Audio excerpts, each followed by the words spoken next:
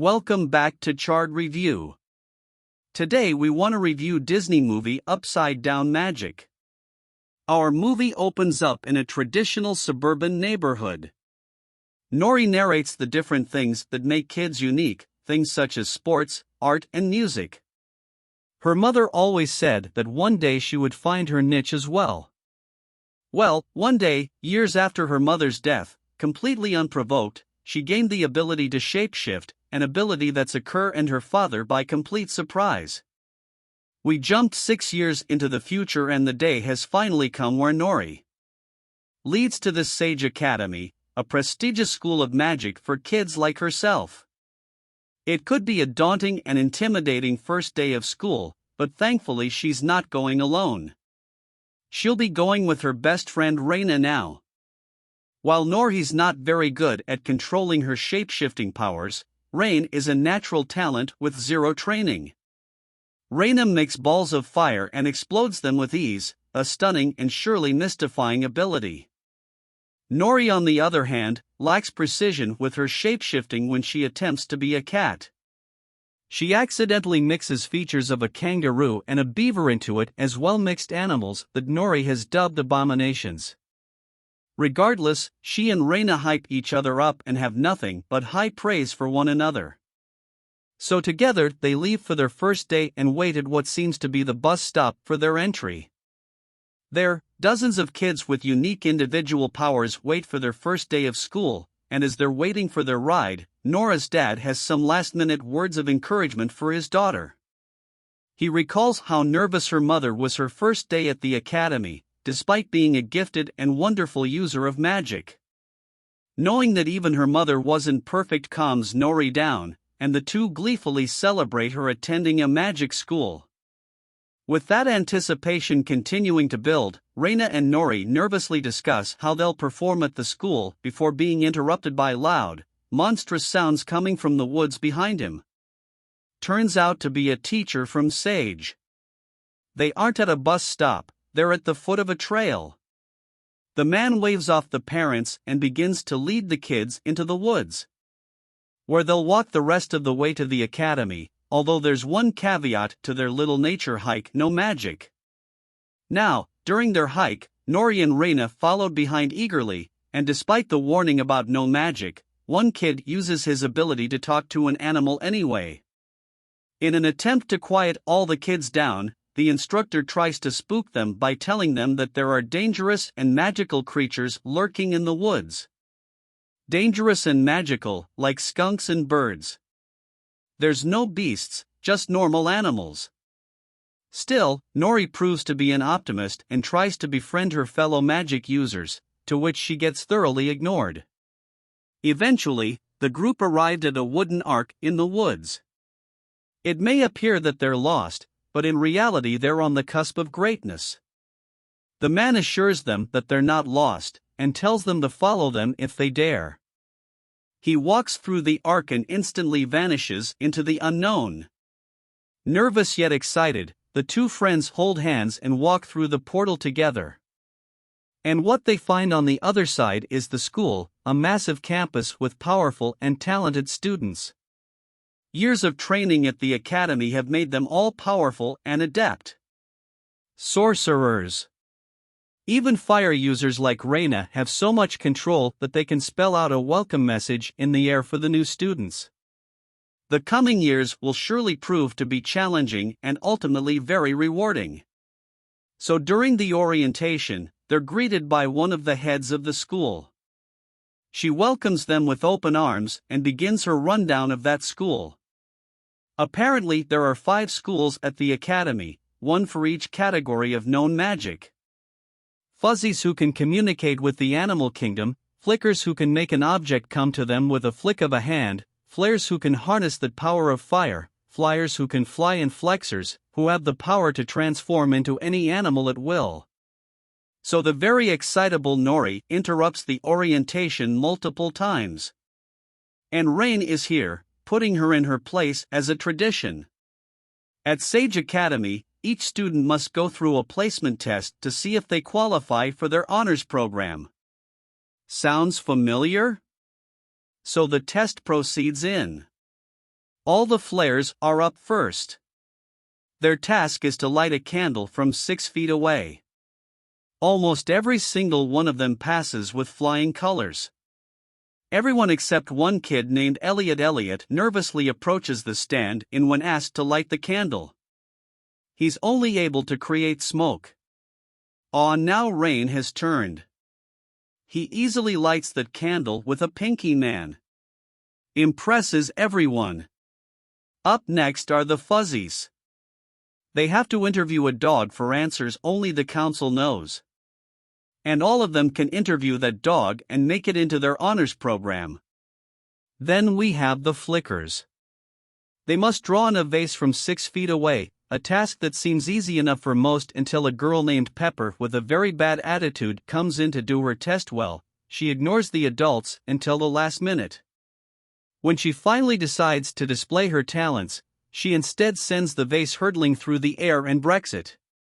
Weather power is all out of control. She sends all the papers flying before resuming her bad attitude facade. She clearly has failed. Next up, the flyers who are asked to float 3 feet off the ground. 30 seconds. Most do alright, except for a boy named Andres. He's that same kid that ignored Nori during the hike, and he keeps a bag of bricks on him at all times just to keep him grounded. So when asked to do the task, he removes his bag and goes flying towards the ceiling well past that requirement. And while it may seem like a talent, Andre can't actually control his powers and is stuck to that ceiling where script if the man that picked him up from the bus stop has to pull him back down. And last, but not least, are the fluxes. Their task is to turn into a kitten for 6 seconds and then flux back to their human form. They all seem to control their power very well and all of them pass. But Nori's turn comes up and she can only hold that form for 2 seconds before her kitten turns into an abomination. It grows some wings as parts of a llama, and when she switches she falls back on her butt. The only words the council has for is "that was unique." So with all the kids examined, the entire school shows up to welcome the new students into their programs, one by one. The cards that each of them were given revealed their placement. Some are given honors, such as Reina, and some are put into basics. Although there's a third category, UDM, now, this is for the students that didn't do well at all. Now the majority of the students are sent to the dining hall to get their new uniforms, while Nori is sent towards the woods. There she follows a path to a basement where script waits for her. Among the class of rejects is Nori, Pepper, Andres, and Elliot. DM apparently stands for upside down magic for some reason. Unbeknownst to the magic world, there are kids with wonky and defective magic abilities. Nobody quite understands why, and nobody really tries to find out either. The kids to have this defective kind of magic are placed here with script instead of the academy. Now Scruff is both the groundskeeper in the academy and the teacher of the upside-down magic students, although he's actually forbidden from developing their magic. Instead, he's tasked with basic academic studies. Realistically, he just keeps the rejects busy. When Pepper and Elliot question why they're not allowed to be taught magic, Mrs. Nightslinger comes in and explains that they want their magic to fade. Un's goal is to turn these magical kids into regular people and send them back into the world to become normal people in society. Well, Lori is absolutely devastated when she learns that. Why wouldn't they just train these students to be better? Why deem them unteachable? Well, the school did it for a long time. That is, until 1939. A flare named Reginald Roberts was possessed by shadow magic. He was only able to fart out fire and his magic was defective. So the school tried to teach him, but they didn't know that upside-down magic kids make a great host of shadow magic. Reginald became a monster that threatened the world and was only barely stopped by the combined efforts of the teachers. So what is shadow magic? Well, shadow magic cannot work without a human host, and DMs are their sole targets, similar to how a crack on the surface of a fruit can cause rot. Uns are that crack. So in an effort to prevent a repeat of the past, the DMs are locked up and prevented from using magic and left for their magic to die. With that ominous warning, Mrs. Nightslinger leaves him to ponder her lecture, and script begins the inaugural lecture on how to deal with having all your hopes and dreams crushed by smushing all your feelings into a tiny ball deep in your stomach. Despite the warnings, Nori vows to do everything she can to improve and magic and get her powers to be right side up. Elsewhere, Rain is welcomed into the honors program for flares. There, she and her classmates are told about an upcoming tournament for the first years called the Sage Games. It's likely that Raina will be selected to participate. So, continuing with the lecture Flare, Professor Argon explains that flare magic is a matter of heat application. It requires very finite. So she asks Raina to heat up some popcorn as a demonstration. Raina, being the natural, is able to make the popcorn pop, but her nerves get the better of her and she ultimately burns the dish. The professor communicates her disappointment and sends Raina back to her seat. Strangely, a mysterious student watches from the classroom door and smirks at Raina's failed attempt. And that night, Nori, sleeping in a rundown cabin in the woods in Rain, is all up in a massive and luxurious dorm. With the days that follow, Norris met with more disappointment. When she and the other Uns are tasked with sweeping up around campus, Nori initially thinks that they're flying brooms and face plants into sadness. During her cleaning duty, she stumbles upon a class of fluxes taught by Professor Han. Just like the flares, the fluxes will also compete in the Sage Games. Their lesson today is to transform into an exact replica of a cat. Now eager to improve her magic, Nori crashes that class and takes the cat. Despite Hans's warning against it, she attempts to transform, but in true Nori fashion.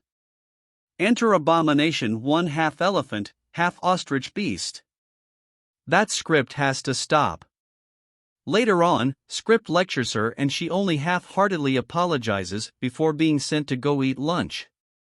Now at the dining hall, all the amazing students are displaying their talents and are sitting together, Raina among them, while EUDMs are segregated to their own table. Nori tries to remain positive and jokes around with her fellow Uns, and while most of them are kind of pessimistic, Andres is surprisingly optimistic. He found her abomination to be actually very cool. So with Andrea's opening up, Nori opens up as well and displays her talent for drawing. More so, she expresses her intent to continue practicing her flux magic. Now her hope is to compete in the Sage Games and prove that the Uns are not hopeless. She refuses to give up on her dream, and her optimism sparks hope in the other Uns.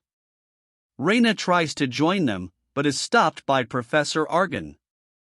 It's the professor's belief that Nori and the DMs will only deter Raina's growth, so she's forced to stay with her Flare classmates where she's feeling isolated and lonely again. She's being watched over by that mysterious student.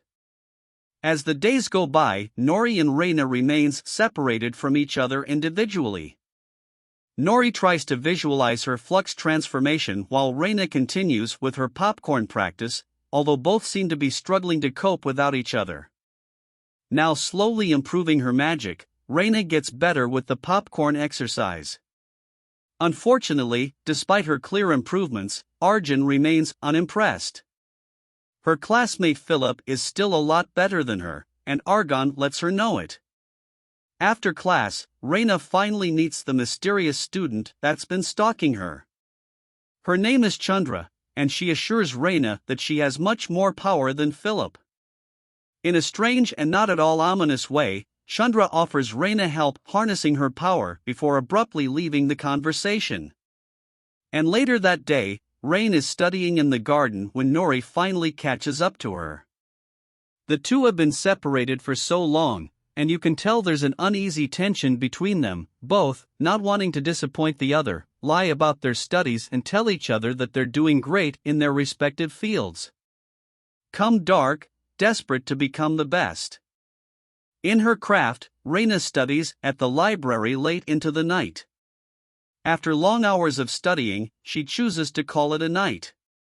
However, when she puts that book away, another appears. It's a book. Shadow magic. Well, she opens it and the world goes dark and light begins to fade. The encroaching darkness terrifies her and she tries to leave the book, but it follows her, urging her to read it, while Chandra watches from afar as her darkened, twisted plant slowly unfolds. Back at the UDM dorm, Nora's practicing her magic and is slowly improving her flexibilities. Now, while she couldn't keep her cat form at all before, she's now able to hold it for a whole 3 seconds, essentially being leaps and bounds better than what she was. Her improvement inspires the other DMs and together they all vow to support her. So the next day, at Reina's dorm, she's continuing to practice that popcorn exercise. Her improvement is slow and it's frustrating her. Eventually she notices Nori with her friends outside. Thinking that Nora is doing amazing things without her, Reina succumbs to her sadness. He's doing great, and the Book of Shadow Magic is open.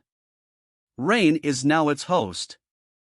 The day of the Sage Games arrives, and while the Uddans are stuck in their basement giving presentations, the rest of the school is attending the show. Nori, however, is skipping out on class to crash the games upon learning this script goes after her. Now, despite being told to stay put, the rest of the DMs follow suit as well. At this stage, Games Rain is pitted against Philip, and using her shadow magic, she obliterates her competition.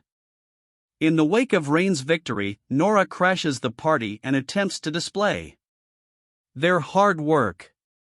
The first second, it seems like it's going okay, but ultimately, she transforms into another abomination that Reina has to stop with a slightly out-of-control fireball. Nori's failure puts all the DMs and script on blast and Scruff is threatened out of a job. You DMs are all met with disappointment. They're all yelled at quite violently and banned from the upcoming Founders' Day. Night Slinger's hard. Punishment is too tough, and it breaks Griff. He decides that he can't watch another generation of Uddans have their hopes crushed, and against the orders of his superiors, he decides that he wants to teach him magic. The class hesitates to let Script be their teacher, but as it turns out, he uses magic as well. He's a fuzzy magic user, but he can't speak to animals. Instead, he has to sing for them to listen. Side note, Script has the voice of a rock star, so with the teacher at their side, the Uddans once again regain hope. Elsewhere, Chandra breaks into Reina's room and reveals that she was the one that gave Reina the book in perhaps the most cliché villain way possible. She walks backwards out that door and disappears. The book, however, stays despite walking out with her. Now when Lori comes up to check up on her, this high-tension situation is too much for Reina and she pushes away her friend. So we see some training for the DMs begin, and individually they all come up with separate goals to harness their magic. It may not be the Sage way, but it'll be their way. Griff is proving to be an amazing teacher, and slowly but surely they all improve dramatically. The days are going by and the DMs master their individual talents. Meanwhile, Chandra is over here harassing Reina about the book. Rain is trying to tell her to go away, but it's revealed that she's the only one that can see her. The shadow magic has chosen her, and only her. You see, Chandra doesn't target you DMs. She targets the powerful and insecure. Rain is trying to argue against it, but ultimately comes to Chandra as well, and by the time Nori finds her, it's too late. Rain has been possessed and Nori has no choice but to make a run for it. Nori goes and warns her fellow UDMs about the upcoming dangers. Tomorrow will be Founders Day and the entire school will be out and vulnerable. So tomorrow's the big showdown and only the DMs can stop Reina. So at the Founders Day presentation, Rain is acting strangely, but displays her amazing talent and a true show of power. She displays her immense magical reserves and reveals herself as a shadow magic user. The whole school tries to stop her, but nothing's working their traditional forms of magic. You're much too basic to stop the beast. All seems lost until the DM show up. The monster's not prepared for their controversial forms of magic, and somehow they manage to even the playing field. With their combined power, they're able to bring the beast to its last legs, but when the school tries to finish it off, Nori refuses to let him. She still has the belief that she can get her best friend back. She talks down the enraged Reina, and using her classic fireball, Reina breaks free of that shadow magic's grasp. And now that she's finally free, the world is safe once again. The days that follow will come with a lot of changes. The UDM class was disbanded and each joined their respective class. The Sage Way was forgotten and everyone was encouraged to be the best that they could be in their own way. So let's say you could fix Sage Academy in your own way. What would you do? Drop us a comment with that hashtag Chard review. Till next time.